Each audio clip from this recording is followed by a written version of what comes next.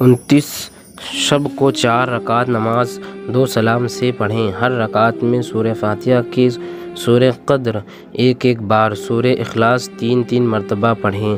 بعد سلام کے سورہ الم نشرح 70 مرتبہ پڑھیں۔ یہ نماز واسطے کامل ایمان کے بہت افضل ہے۔ انشاءاللہ تعالی میرے پروردگار اس نماز کے پڑھنے والوں کو دنیا سے مکمل ایمان کے ساتھ اٹھائے گا۔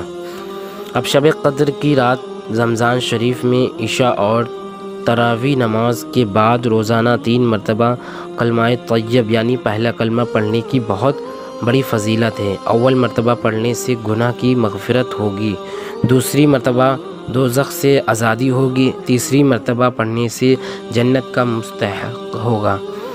شب قدر کی دعا: اللہم انک عفو تحب العفو فاعف عنی۔